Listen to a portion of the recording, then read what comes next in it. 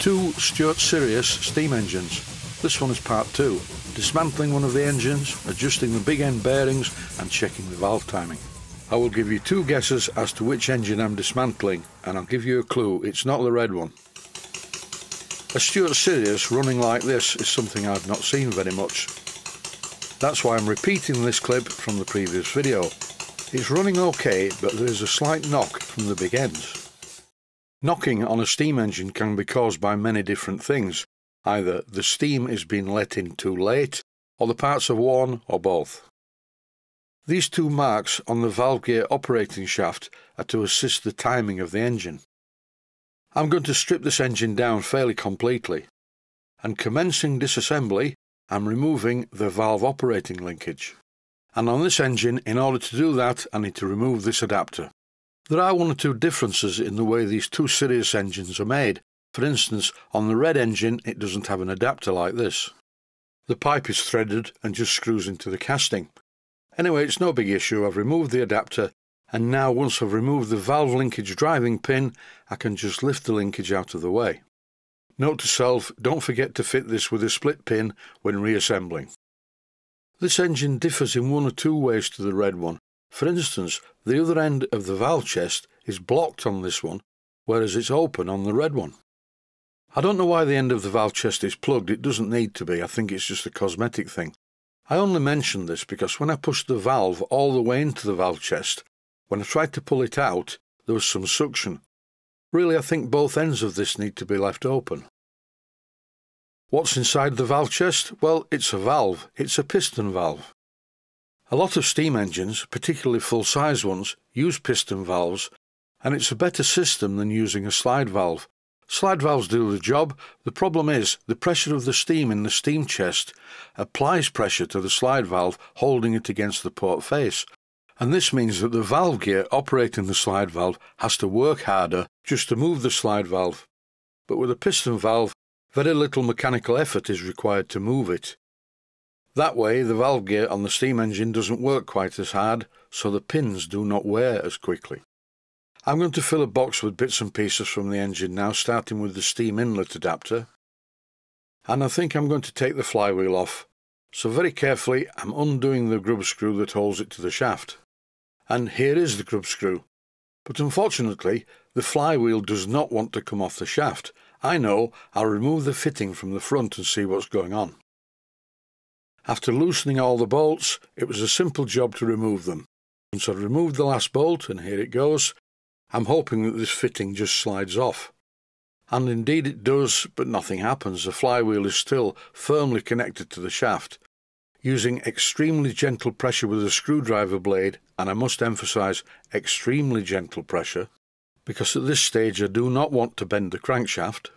And in any case, this made no difference. The flywheel still is stuck on the crankshaft. For the moment, I'm going to leave it where it is.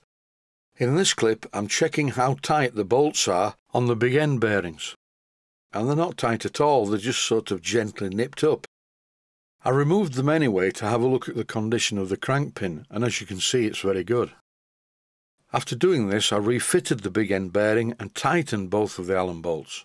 And I repeated this process for the other big end bearing.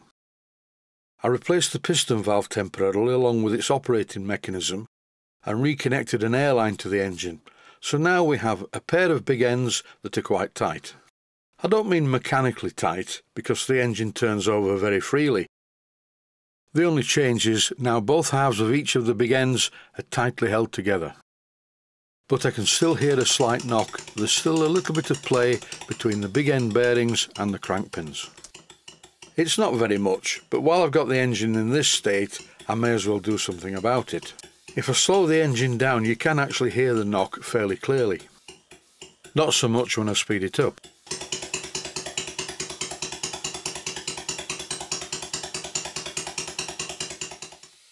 I'm going to have a look at the timing. It's very well pinned together with a taper pin, which I would expect. The problem is, the timing is very slightly retarded. By retarded, I mean that steam or compressed air is being admitted to the cylinders slightly late, as each of the pistons reaches top dead centre. If the steam or compressed air is admitted slightly early to the cylinders, then there is a cushioning effect. You can hear the difference when I run the red engine.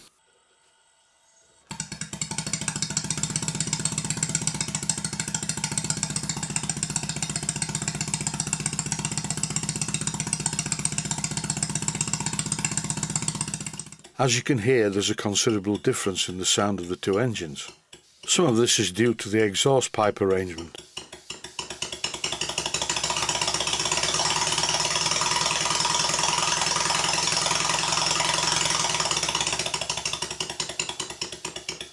But the main difference is, this engine is late, the other one is perfect.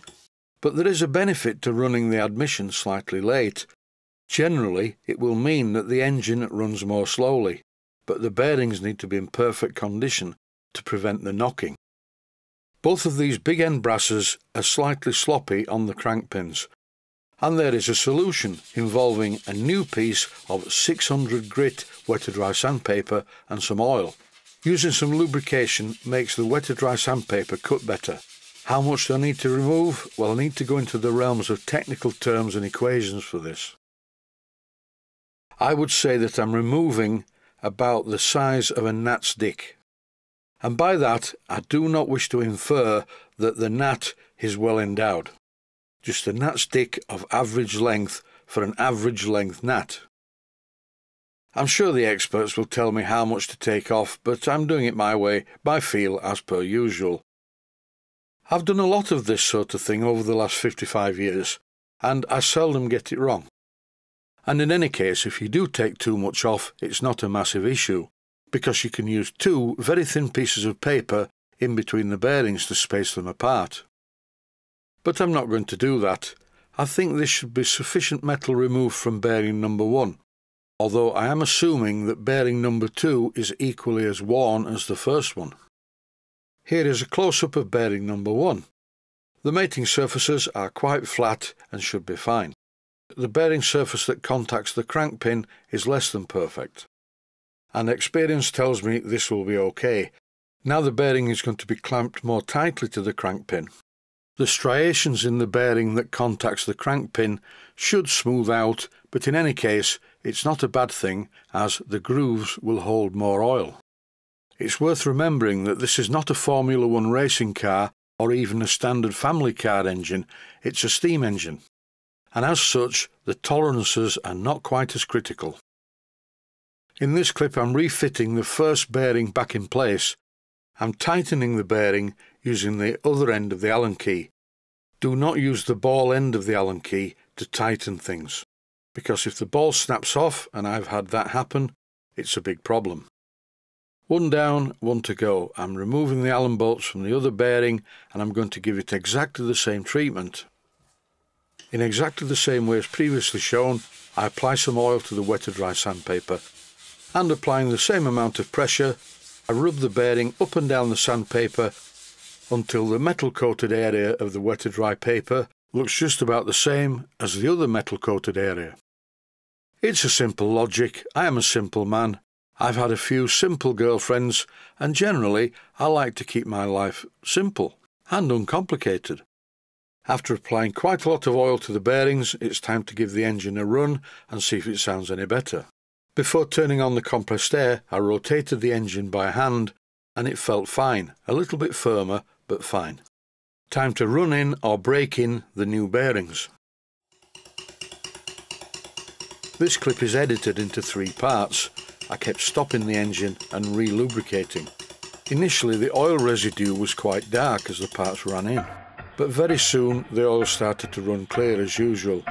It's running a lot better. Have a listen to this slow motion clip.